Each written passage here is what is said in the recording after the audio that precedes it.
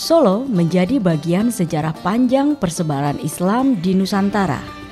Saksi bisu sejarah perkembangan Islam dengan mudah bisa ditemui lewat berbagai arsitektur otentik yang masih terawat hingga kini. Eksplorasi reportase terkini, Explorini, menapaki jejak sejarah dakwah Islam di Kota Bengawan. Mencoba merangkai kepingan-kepingan kisah pergerakan dakwah humanis untuk menatap masa depan. Sebuah peradaban yang kian menjanjikan. Saat ini saya sedang berada di pintu masuk Keraton Kasunanan Surakarta Hadiningrat. Disinilah merupakan titik tolak perkembangan Islam di Kota Solo.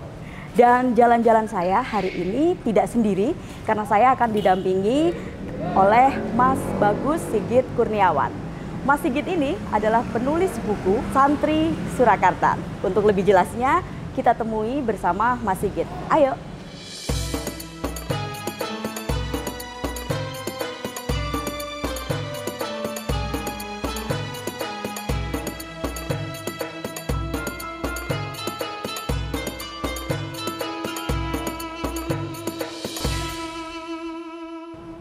Assalamualaikum Mas Sigit. Waalaikumsalam. Bagaimana kabarnya? Alhamdulillah baik. Nah, tadi saya udah mengajak sahabat Indonesia untuk menjelajahi masjid-masjid bersejarah di Kota Solo. Yeah. Dan Mas Sigit ini salah satu merupakan penulis buku Santri Surakarta. Betul sekali. Jadi Mas Sigit pasti tahu betul nih bagaimana sejarah jejak Islam di Kota Solo, termasuk masjid-masjid bersejarahnya. Kayaknya kita mulai dari keraton dulu ya Mas ya? Nggih. Masjid di Kota Surakarta, terutama masjid-masjid yang sepuh ya, seperti Masjid Agung Kasunanan Surakarta, kemudian Masjid Al-Wusto, kemudian ada Masjid Laweyan, kemudian ada Masjid Kapatian. Memang benar tidak terlepas dari keberadaan Keraton Surakarta pada waktu itu, karena setiap masjid itu mesti harus di bawah pengawasan atau pengaturan dari Keraton Surakarta sebagai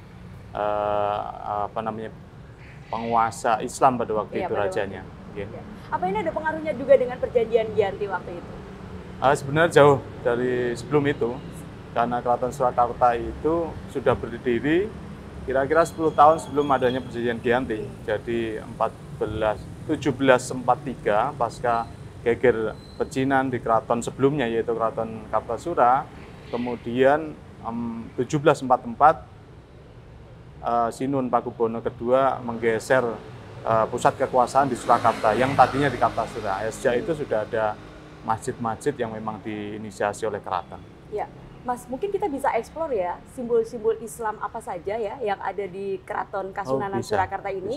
Tadi saya tertarik bahwa perkembangan Islam itu sebenarnya jauh sebelum perjanjian Giyanti ya. Betul. Dan boleh kita masuk ke dalam untuk melihat lebih lanjut. Jejak perkembangan Islam di Surakarta tak bisa lepas dari keberadaan Keraton Kasunanan Surakarta Hadiningrat atau biasa disebut Keraton Solo. Kasunanan Surakarta merupakan pecahan kerajaan Mataram Islam menjadi simpul dakwah Islam di Kota Solo. Sejarah mencatat sebelum tahun 1744, Solo merupakan desa terpencil berjarak 10 km dari Kartasura yang saat itu menjadi pusat kerajaan Mataram Islam. Peristiwa geger pecinan menghancurkan Kartasura. Raja Mataram Pakubuwono II pada tahun 1745 memindahkan keraton yang berpusat di desa Solo. Ya, Mas Sigit, saat ini kita sedang ada di depan Sasono Sewoko, dan biasanya Sasono Sewoko ini dipakai untuk tempat kayak jumenengan gitu ya. Itu kayak momentum raja bertahta, kemudian juga untuk jamuan tamu-tamu agung dan lain sebagainya. Nah, di tempat ini tadi Mas Sigit di awal udah cerita kalau perkembangan Islam di Solo itu jauh sebelum perjanjian Giyanti, dan malah justru lebih dulu Solo daripada sebelum Jogja. Iya, betul. Nah, gimana Mas Sigit? Jadi Sultan Agung itu berada di Jogja, kemudian Amangkurat I itu geser ke Pleret, habis dari Pleret itu ke Kartosuro, kemudian habis dari Kartosuro kekuasaan itu berpindah di Surakarta pada 1744. Nah, sejak 1744 Surakarta sudah menjadi wilayah kerajaan yang mempunyai raja yang cukup kuat pada waktu itu, yaitu Sinuhun Pakubuwono II.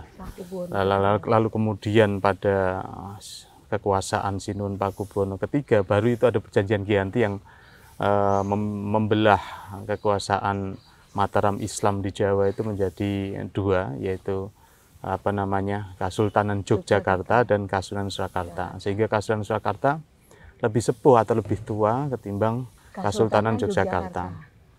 Baru nanti setelah perjanjian Solo III itu kemudian Solo dibagi menjadi dua, Kadipaten Mangkunegaran dan di sini Kasunanan Surakarta. Dan Jogja juga dibagi menjadi dua, ada Kasultanan Yogyakarta, ada Kadipaten Pakualaman, betul sekali. Okay. Nah, kalau simbol-simbol Islam sendiri waktu zaman Pakubuwono II hingga dilanjutkan ke Pakubuwono III, itu seperti apa, Mas Sigit? Ya, simbol Islam itu kalau di keraton Islam tentu ada tempat peribadatan Islam. Kalau di Kasunanan Surakarta itu ada Masjid Agung Keraton itu yang berada di sebelah barat alun-alun. Kemudian ada masjid-masjid yang memang diampu oleh pejabat-pejabat keraton yang tinggi seperti Masjid Kepatian. Kemudian ada masjid-masjid yang memang dibangun karena itu menjadi cikal bakal atau leluhur dari keraton seperti Masjid Laweyan. Jadi Masjid Laweyan itu paling sepuh. Jadi sebelum ada Jogja Solo, sebelum Sultan Agung itu sudah ada dulu itu Masjid Laweyan. Berarti sebelum Masjid Agung malah sudah ada Masjid Laweyan. Betul sekali, itu yang paling sepuh di Tlatah Mataram, Jogja Solo. Untuk Masjid Agung itu juga sejak era Pakubuwono II sudah ada kegiatan-kegiatan Islami. Sudah ada. Sebenarnya sebelum Masjid Agung itu masjid paling sepuh itu yang ada di depan keraton itu sebelah kiri Gapuro itu ada sebelah masjid. Ya, itu masjid kecil itu paling awal didirikan. Kemudian baru setelah itu Masjid Agung Surakarta. Kegiatannya ya banyak, kegiatan Islam ya. Kalau hari ini masjid-masjid itu ada peringatan Hari Besar Islam, sama. Di Masjid Keraton juga sama. Di sana juga digelar misalnya ada gerbek Maulid, kemudian ada sholat tarawih, sholat Id dan sebagainya. Kemudian untuk gelar Sinuwun sendiri ya.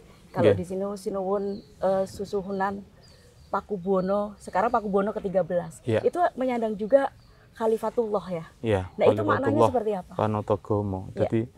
Jadi itu maknanya adalah raja atau penguasa wilayah itu juga selain mengurusi wilayah secara politis atau politik, yaitu sebagai pimpinan kekuasaan atau penguasa, juga sebagai penguasa yang menata urusan agama.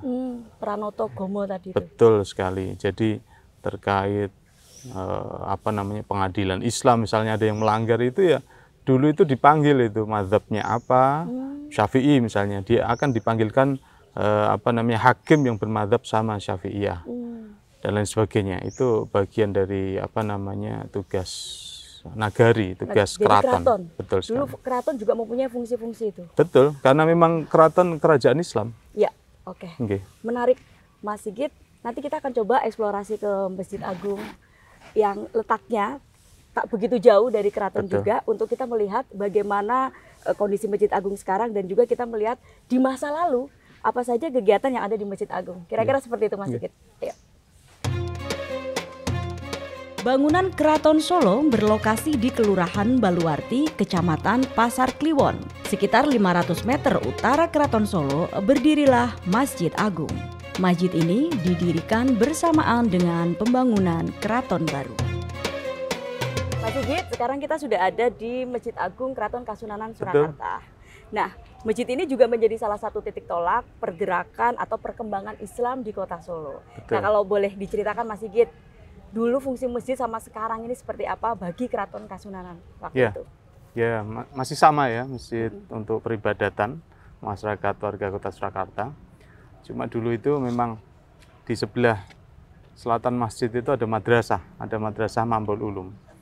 Jadi itu madrasah dengan sistem yang pertama yang menerapkan sistem yang modern. Pendidikan modern. Ya, betul. Dibangun pada masa Sinuhun Pakubuwono ke-10 untuk mengimbangi gempuran pendidikan Barat, yaitu politik etis pada waktu itu pemerintah kolonial mengadakan pendidikan itu, kemudian Sinun PB 10 mengadakan pendidikan Islam tapi dikemas dengan kurikulum yang tidak kalah dengan pendidikan ala kolonial pada waktu itu. Iya. Mas Sigit ini kan penulis buku Santri Surakarta ya. Betul. Santri pada waktu itu seperti apa? Ya, santri pada waktu ya sama dengan hari ini. Santri mempelajari ilmu agama. Kalau kita mengacu pada Mambaul Ulum misalnya, itu juga mempelajari kitab-kitab yang hari ini juga dikaji oleh santri-santri di pesantren tradisional. Jadi ada kitab Fathul Mu'in, ada Fathul Qorib, ada Tafsir Jalalain dan lain sebagainya. Sebenarnya tidak hanya di Mambaul Ulum saja, ada di Puro Mangkunegaran itu punya sama lembaga pendidikan Islam. Kalau ini kan Mambaul Ulum itu milik Keraton Kasunanan. Nah, kalau di sana itu ada Sunniyah Salafiyah yang dipimpin oleh Kiai Dimyati Al-Karim. Itu juga sama. Itu malah justru lebih menarik, itu mencangkok tradisi pembelajaran dari Al-Azhar Mesir. Jadi sejak dulu sudah. Jadi sejak zaman PB 10 ya? Ya, PB 10. Ya, pesantren sudah ada ya? Sudah ada dan berkembang. Ya, dan di Mangkunegaran pusatnya di Masjid Al-Wusta. Masjid Al-Wusta sama. Kalau di sini itu Masjid Agung, sana Masjid Al-Wusta. Kalau di sini ada Madrasah Mambaul Ulum, kalau di sana ada Sunniyah Salafiyah itu. Kalau kemudian kita lihat aktivitas di Masjid Agung ini, apakah masih ada yang dipertahankan sejak era Pakubuwono yang dulu, ya, di era PB 2, kemudian 3 sampai PB 10 sampai sekarang, yang masih tetap dipertahankan sampai sekarang? Ya, masih ada. Misalnya kalau bulan Rabiul Awal itu, bulan Mulut itu ada mulutan, kemudian ada sekatenan. Sekatenan malah jauh sebelum itu, sejak zaman Demak itu. Kemudian sejak kerajaan Demak? Sampai hari ini masih dipertahankan. Oleh karena itu kalau kita lihat di sebelah kanan atau kiri kita itu ada bangsal ini. Kalau pas Muludan itu, tanggal 1 Rabiul Awal sampai 12 Rabiul Awal itu ditabuh itu. Ditabuh gamelan yang memang khusus ditabuh untuk memperingati hari lahirnya Kanjeng Nabi Muhammad SAW. Mas Sigit, nanti kita akan ketemu Kiai Haji Mukhtarom yang beliau ini merupakan Ketua Takmir Masjid Agung, dan mari kita eksplor bareng bagaimana cerita Masjid Agung dulu dan sekarang. Yuk. Penataan kota waktu itu mengenal konsep catur gatra tunggal, kesatuan 4 elemen. Masing-masing diwakili keraton sebagai pusat pemerintahan, alun-alun sebagai pusat kegiatan masyarakat, Masjid Agung simbol keagamaan, dan Pasar Gede sebagai pusat perekonomian. Mas Sigit, ini sudah ada Kiai Haji Mukhtarom. Pak Kiai, Assalamualaikum. Waalaikumsalam. Saya ngajak Mas Sigit ini. Sudah kenal ya? Waalaikumsalam. Sehat. Tadi kami berdua udah keliling dari keraton, kemudian masuk ke Masjid Agung. Nih, ada beberapa hal yang bikin sahabat Indonesia dan juga mungkin saya penasaran. Nah, Pak Kiai ini juga ada sebutan penghulu. Tadi apa Mas Sigit? Penghulu Tafsir Anom. Nah, itu apa? Penghulu Tafsir Anom itu begini. Raja itu punya peran dua. Jadi peran sebagai tokoh politik, ya, Manggaloyudo, tokoh politik. Kemudian yang kedua sebagai Panotogomo, karena bergelar Abdurrahman Khalifatullah Sayyidin Panotogomo, gitu kan. Nah, di dalam tugas beliau sebagai Panotogomo itu dimandatkan kepada penghulu tafsir Anom. Berarti ada Reh Adipati dan Reh penghulu, dalam hal ini penghulu tafsir Anom. Dalam konteks kekinian itu kalau diilustrasikan adalah Kementerian Agama. Kan dulu negara ini kan negara. Di Kementerian Agama termasuk di dalamnya meliputi tugasnya mengatur keagamaan, peribadatan, sosial keagamaan, kemudian hukum, peradilan, kemudian pendidikan. Tidak kalah pentingnya sidang isbat pun juga ditugaskan kepada penghulu tafsir Anom dan ulama-ulamanya.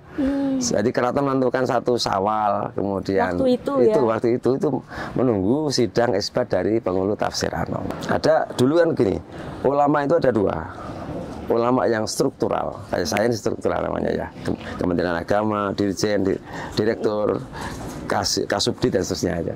Nah, dulu ada penghulu tafsir Anom, ada Ketib, dan seterusnya. Seperti ini strukturnya. Dan ada yang ulama yang apa namanya fungsional. Nah, fungsional itu termasuk di dalamnya adalah keahlian faniyah.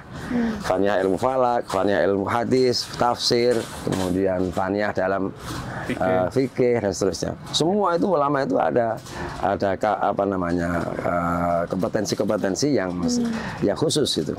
Dan bahkan dulu ulama yang mendapatkan tanah perdikan dari keraton itu harus memiliki tidak main-main, terkualifikasi betul. Ada kompetensinya, ada kompetensinya gitu ya? Minimal ada 5 itu. Satu alim. Artinya harus memahami, menguasai semua ilmu agama. Yang kemudian yang kedua adalah alamah. Artinya al-ilmu fi sudur, la fi sutur. Ilmu itu di dalam merefleksikan dirinya. Kemudian yang ketiga, memiliki kematangan yang cukup tinggi.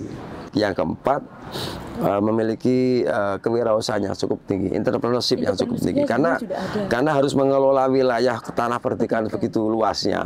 Kalau kita ilustrasikan sekarang itu tanah perdikan itu satu kelurahan. Satu kelurahan tidak mungkin ulama ini ngarep sendiri, kan tidak mungkin. Mesti harus bekerja sama dengan masyarakat setempat. Kemudian yang kelima itu memiliki manajerial yang cukup tinggi. Kemampuan manajemen. Ya, manajemen. Yang keenam adalah loyal. Loyal kepada keraton. Kepada keraton. Iya, tentu. Karena ini kan tanah perdikan itu menjadi basis politik keraton yang efektif. Nah, maka dulu kekuatan Diponegoro itu di Kasunanan ini sangat kuat ya. Sangat kuat. Sejak Diponegoro juga masih sangat kuat sampai di sini. Nah, kalau boleh tahu untuk bangunan Masjid Agung sekarang ini apakah ada perubahan atau penambahan nggak dibanding ketika awal dulu? Ya tentu keraton di dalam hal ini membangun tidak sekaligus. Karena kita tahu bahwasanya keraton tahun 1745 itu baru krisis ekonomi, krisis politik, krisis kepercayaan, krisis apapun. Tidak punya apa-apa, dan bahkan raja pun menyelamatkan diri ke Ponorogo waktu itu demi mempertahankan, dan simbol kekuasaannya masih ada, walaupun toh rakyatnya tidak punya apa-apa. Artinya krisis lah. Tapi ini bangunan utamanya masih tetap ada ya? Ya, tentu ini waktu itu kan 12 tahun pertama, 10 tahun pertama, tahun 1755 baru mulai agak dinamisasi politiknya agak stabil. Kemudian dengan perjanjian Giyanti itu maka stabilitas politik mendingan. Otomatis ketika stabilitas politik mulai stabil, maka raja baru bisa membangun kan. Apalagi itu belum selesai. Ketika ini Mangkunegoro belum selesai. Pergolakan di Mangkunegoro masih. Jadi baru ketika perjanjian Salatiga tahun 1757 Mangkunegoro sudah bisa perjanjian Salatiga dengan Kasunanan, kemudian Kasultanan dan Belanda waktu itu kan. Akhirnya mendapatkan tanah di Mangkunegoro di bawah kekuasaan wilayah Kasunanan. Nah itu baru stabil. Nah stabilnya itulah baru keraton mulai membangun, termasuk membangun membesarkan masjid utama ini. Oke, menarik ini. Baik, terima kasih banyak Pak Kiai informasinya tadi. Dan selamat menjalankan ibadah puasa Pak Kiai. Sukses terus, sehat-sehat ya. Amin. Pembangunan Masjid Agung dilakukan secara bertahap. Di masa PB 7 tahun 1850 dibangun tembok keliling. Di era PB 10 dibangunlah menara masjid. Masa pemerintahan Surakarta, masjid dilengkapi perpustakaan, kantor pengelola, dan poliklinik. Saya melanjutkan perjalanan sekitar 1,6 km selatan Masjid Agung menuju ke Masjid Riyad di Kampung Arab. Ribuan orang dari penjuru Indonesia mengunjungi masjid ini saat haul Habib Ali bin Muhammad Al-Habsyi. Habib Alwi merupakan putra Habib Ali Al-Habsyi. Habib Alwi yang berdakwah di Indonesia pada tahun 1933 mendirikan Masjid Riyad di Pasar Kliwon, Solo. Nama masjid ini sama dengan nama masjid yang didirikan ayahandanya di Hadramaut, Yaman. Di Masjid Riyad terdapat 3 makam keturunan Habib Ali, yaitu makam Habib Alwi, makam Habib Anis, dan makam Habib Ahmad.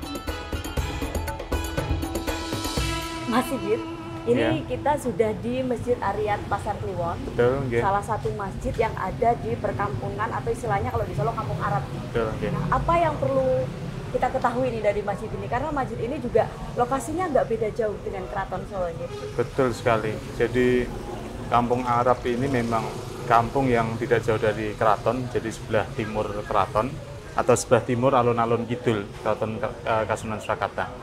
Nah, kampung Arab ini atau kampung Pasar Kliwon ini memang sejak lama itu memang menjadi pusat tinggalnya keturunan Rasulullah SAW di Jawa, khususnya di wilayah Surakarta, termasuk di Masjid Riyad ini. Jadi ada dua masjid sepuh di kampung Arab Pasar Kliwon, pertama Masjid Assegaf, kedua Masjid Riyad. Masjid Riyad ini dibangun 1916 oleh Habib Alwi.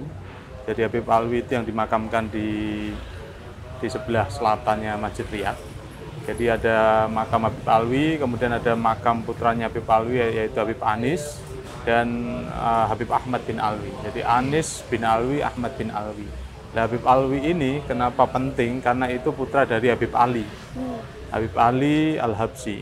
Jadi Habib Alwi bin Ali Al-Habsyi. Habib Ali bin Muhammad Al-Habsyi ini adalah salah satu mu'alif atau penulis kitab Maulid, kitab tentang perjalanan kisah Nabi Muhammad SAW yang cukup dikenal dan dibaca luas oleh masyarakat di dunia. Jadi Habib Alwi ini asalnya dari Yaman.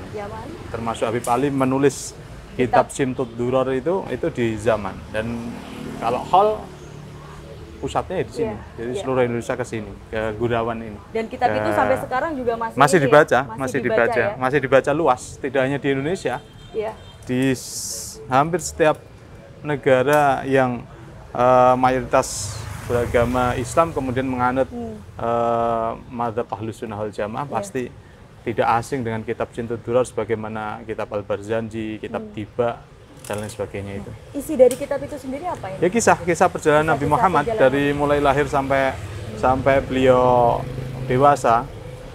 Dan itu memang khusus dibaca, lebih umum dibaca pada waktu bulan Maulid.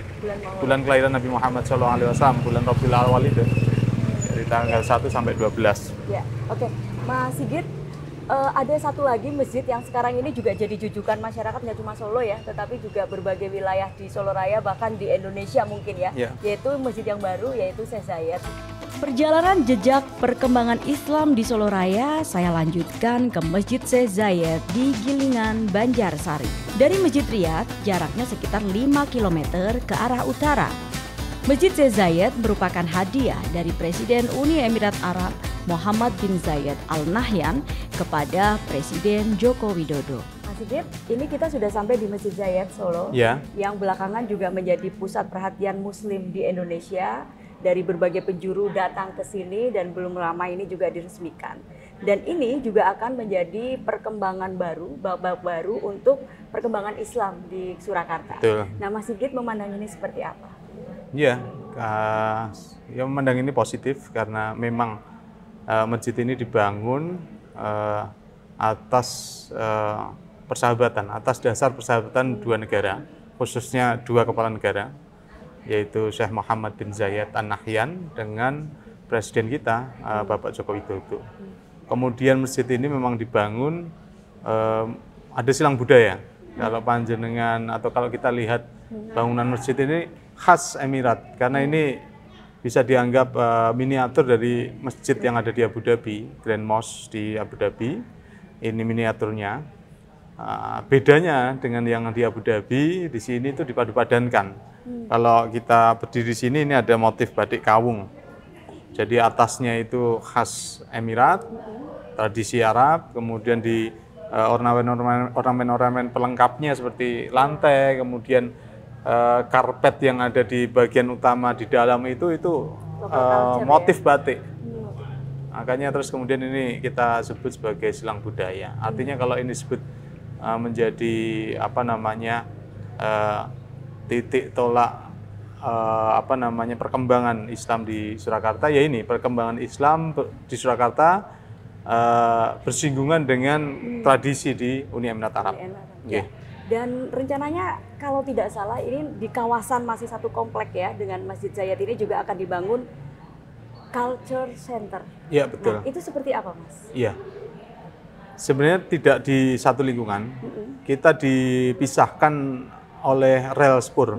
Jadi di situ nanti insya Allah akan dibangun pusat kebudayaan atau culture center, di mana itu nanti menjadi ruang di mana tradisi kebudayaan Islam di Surakarta atau Indonesia itu bersinggungan dengan tradisi kebudayaan yang ada di Uni Emirat Arab. Nah itu nanti insya Allah itu ini simbolnya, dan di sana nanti penjabarannya yang lebih luas, kayak pendidikan dan lain sebagainya. Jadi itu kayak jadi semacam pusat budaya yang itu nanti bisa menjadi pertukaran budaya Indonesia dengan betul sekali, betul sekali. Ya? Termasuk tradisi pemikiran Islam atau fikih misalnya. Jadi selama Ramadan ini tiap 5 hari sekali itu yang mengimami itu imam dari Emirat. Jadi 5 hari datang, nanti yang pertama pulang, nanti datang lagi untuk 5 hari ke depan itu. Nah itu khas tradisi Islam atau praktek ibadah yang ada di Emirat itu mazhabnya Malikiyah atau menganut fikih yang dicanangkan oleh Imam Malik. Sedangkan di Indonesia pada umumnya ini tradisi Imam Syafi'i atau Syafi'iyah. Sehingga ini menarik. Misalnya di bulan Ramadan itu biasanya kunut dibaca ketika witir itu 10 hari terakhir di bulan Ramadan. Nah, di tradisi Emirat itu sejak hari pertama, dari hari pertama sampai akhir itu dibaca kunut itu, dan lebih panjang, tidak hanya seperti kunut pada umumnya, jadi lebih panjang semua doa dimasukkan di situ, disebutkan termasuk doa untuk negara Uni Emirat Arab dan Indonesia tentu saja. Rencananya kapan Culture Center itu akan dibangun? Kalau cepat insya Allah ya tahun ini mulai dibangun. Cuma kalau memang ada beberapa proses yang memang harus diupayakan untuk supaya lebih cepat, karena status tanah itu masih milik TNI Angkatan Darat. Kemudian masih ada bangunan dan bekang itu masih ada sekitar 12 bangunan yang mesti harus dihapuskan. Itu terkait dengan administrasi pencatatan barang milik negara, dan itu memang harus dilalui. Mas Sigit, menarik sekali tadi. Terima kasih banyak Mas Sigit sudah mendampingi saya dari mulai Keraton Solo sampai kemudian Syekh Zayed ini. Semoga kita bisa ketemu lagi. Amin. Dan saya masih nunggu buku yang kedua ya, Mas. Siap, insya Allah. Sudah ada rencana ya? Insya Allah. Oke, terima kasih Mas. Assalamualaikum. Selamat beribadah puasa. Masjid seluas 8.000 meter persegi ini diresmikan oleh Presiden Joko Widodo pada 14 November 2022. Masjid dibuka untuk umum pada 1 Maret 2023. Masjid Syekh Zayed menjadi babak baru perkembangan Islam modern di Solo. Kehadiran Cultural Center akan semakin melengkapi bersinerginya nilai-nilai budaya dari Timur Tengah dan Indonesia. Pada akhirnya, Syekh Zayed tak sekadar simbol religiusitas, namun lambang akulturasi budaya. Dan disinilah lorong waktu itu. Jejak perkembangan Islam di Tanah Mataram berawal dari Masjid Laweyan. Berlokasi sekitar 6 km barat Masjid Syekh Zayed, Masjid Laweyan merupakan masjid tertua di kota Solo. Masjid ini didirikan tahun 1546 pada masa Kerajaan Pajang. Masih satu kawasan dengan masjid terdapat makam Ki Ageng Henis dan para kerabatnya. Ki Ageng Henis merupakan leluhur raja-raja Mataram Islam. Dari Ki Ageng Henislah melahirkan peradaban baru Mataram Islam, Kasunanan Surakarta, Kasultanan Yogyakarta, Mangkunegaran, dan Pakualaman. Pada awalnya bangunan Masjid Laweyan merupakan pura. Pembuka agama Hindu Laweyan saat itu, Ki Belu, mewakafkan bangunan pura itu kepada Ki Ageng Henis untuk dijadikan masjid. Masjid Laweyan merupakan wujud akulturasi Hindu Islam. Ini tercermin dari kekhasan arsitekturnya dan keberadaan 12 pilar kayu jati yang masih bertahan hingga kini. Masjid Laweyan adalah catatan sejarah cemerlang. Dari sinilah Islam di Solo berkembang. Masjid Laweyan dan Ki Ageng Henis adalah tonggak penting mengawali dakwah Islam yang humanis. Persebaran Islam di Solo dari segi historis adalah catatan yang layak menjadi panutan. Kini peradaban Islam di Solo yang ramah dan toleran menjadi asa untuk semakin kuat menatap masa depan.